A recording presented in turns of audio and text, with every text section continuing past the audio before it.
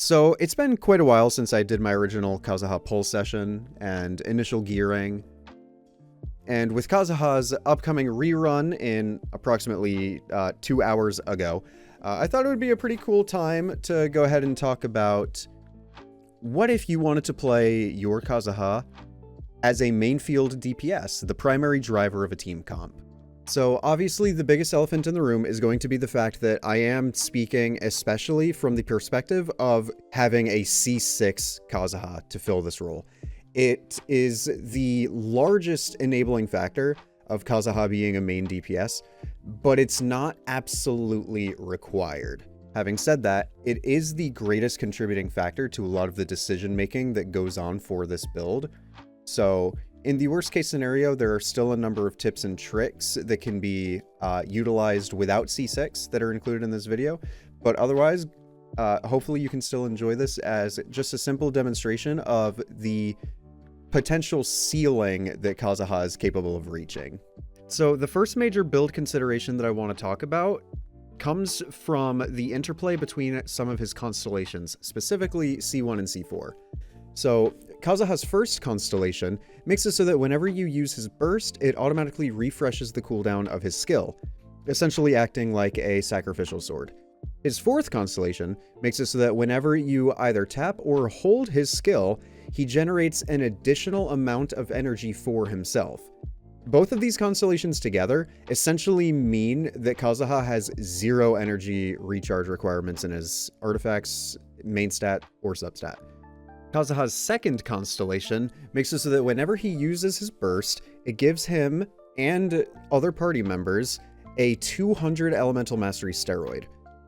This is relevant alongside Kazuha's E6, which is the big thing that really ties the room together, which is Kazuha's normal, charged, and plunge attack damage gains percent damage scaling based on his elemental mastery, and whenever he uses his skill or his burst, he gains an anemo infusion for a short duration. Moving over to Kazuha's talents, the first major thing that I want to point out is the elemental absorption mechanic that occurs with Kazuha's skill and his burst. So the way it occurs with the skill is his passive talent, Somon Swordsmanship. Somon Swordsmanship essentially states that whenever you use Kazuha's skill, if it happens to suck in a swirlable element, then it will absorb that element and deal an instance of damage of that elemental type equal to 200% of Kazuha's own attack. So the two important things to take away here are the fact that it's Kazuha dealing that element's damage, and it scales with his attack.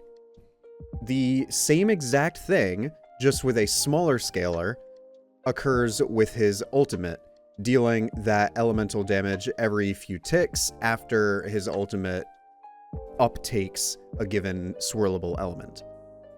Taking into consideration the elemental absorption mechanic that we just talked about, as well as the presence of Constellation 6, next I would like to take a moment to talk about the artifact set and main stat choices, of which we, for this specific build, decide to run 2-piece Viridescent Venerer and 2-piece Wanderer's Troop, with the main stats being crit value, attack percent, and elemental mastery.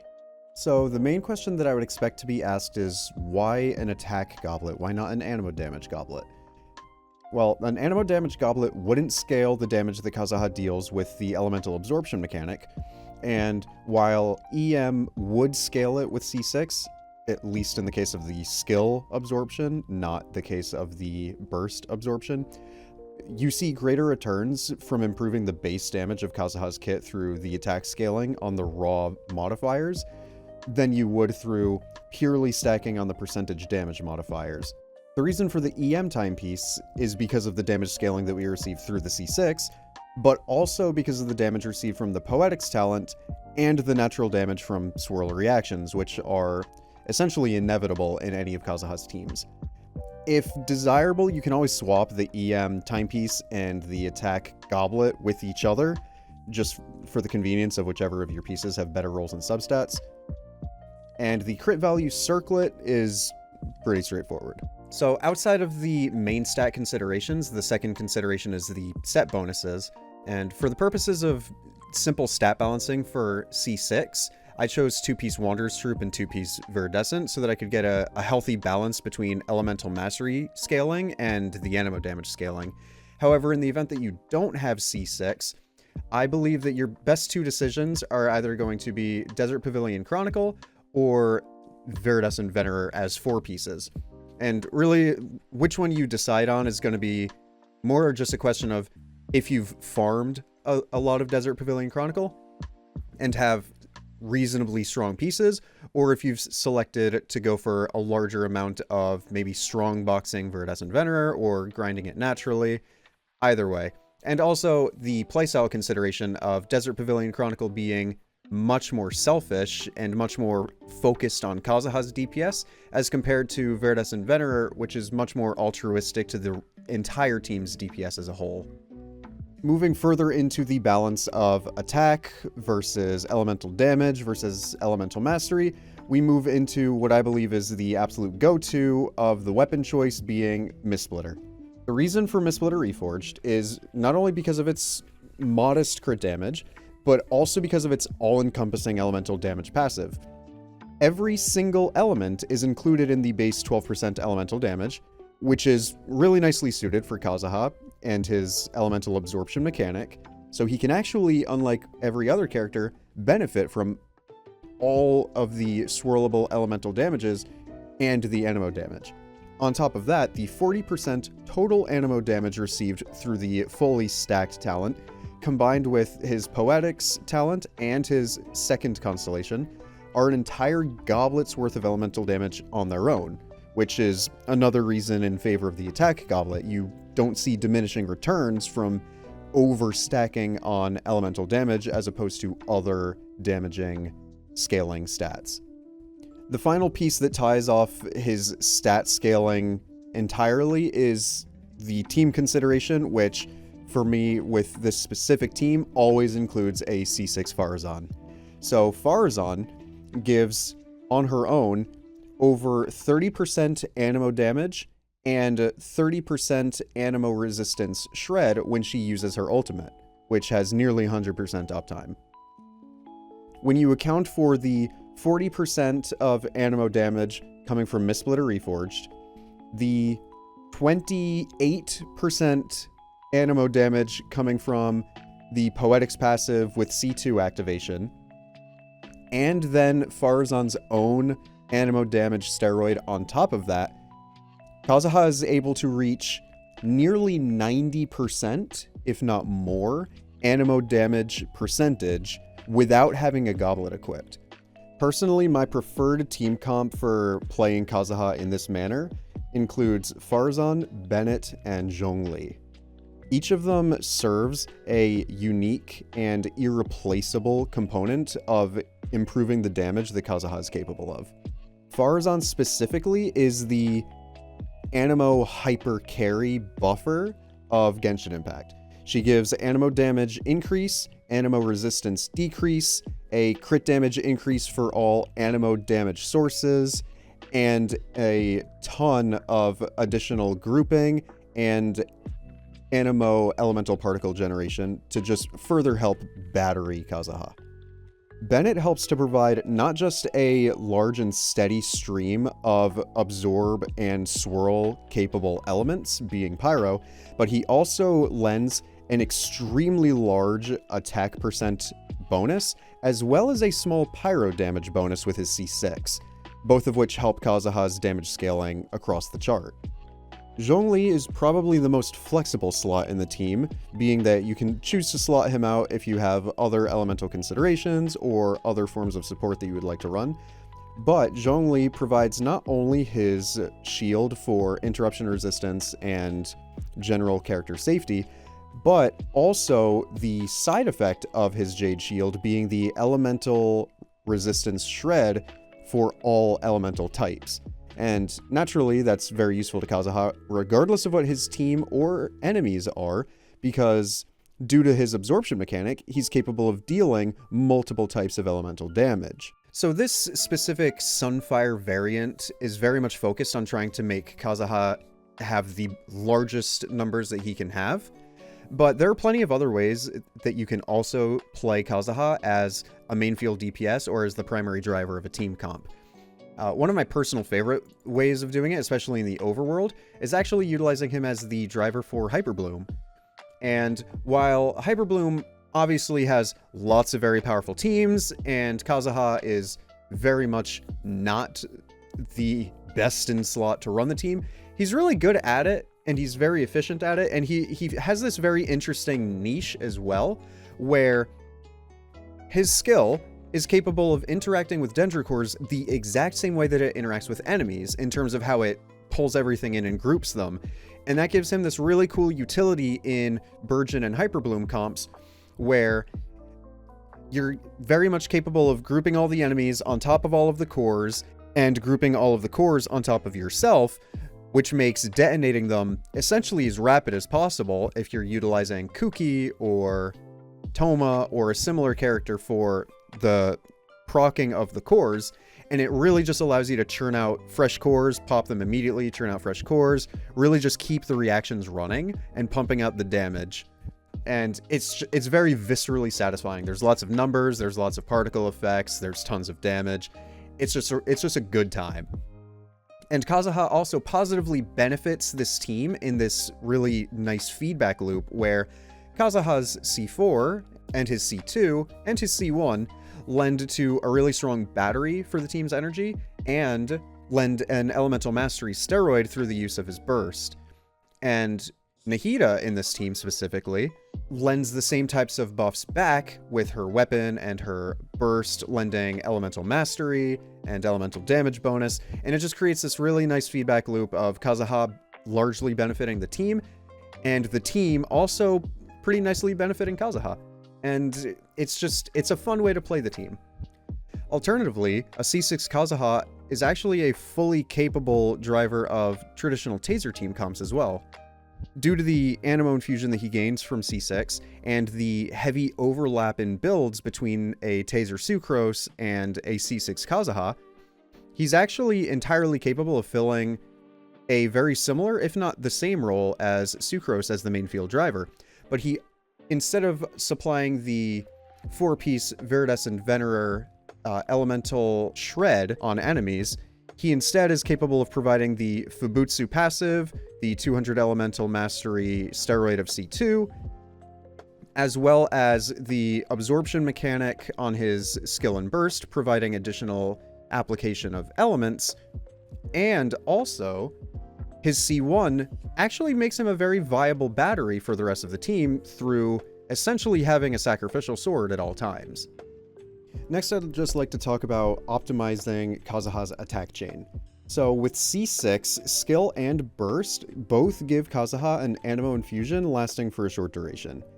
To maximize the damage dealt during this infusion window, the optimal normal and charge attack rotation that I found is N3C and 2C, at which point Kazuha's skill will be off cooldown less than a second later to start it all over again.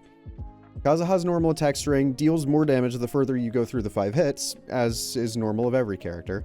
However, N3C and 2C still ends up being a larger overall infused damage output than something like an N4C and 1C would be. When using Kazuha's skill, it has the unique mechanic of being activatable mid-air, which means that you can also actually optimize your attack chains by jump canceling out of animations such as charge attacks and immediately performing a skill the second your feet leave the floor. This next chunk of footage is primarily going to be bosses and the City of Gold domain. Specifically, I wanted to use the City of Gold not just to clickbait the damage numbers from the domain, but also as a demonstration of how overstacking on elemental damage percent ends up giving smaller returns than you might actually expect, and why the attack goblet instead of the anemo damage goblet tends to carry itself a bit further. The City of Gold's domain bonus is a 50% increased anemo damage bonus whenever a swirl reaction is performed. But as can be seen by the largest damage numbers that we find in the City of Gold domain versus the damage numbers that we see versus any of the bosses in the coming clips, it becomes pretty readily apparent that it is just simply not worth the percent damage increase total to devote an entire goblet to just that raw amount of anemo damage percent. With all of that said, let's go ahead and get into the showcase.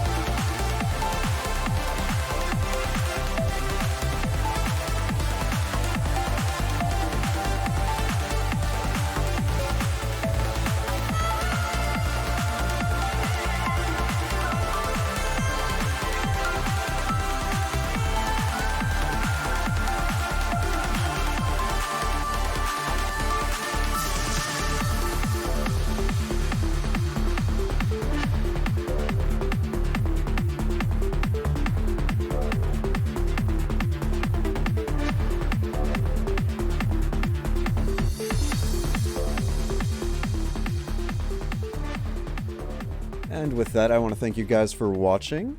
If you enjoyed the video, feel free to leave a like, comment any questions you might have about builds and team comps and other similar matters.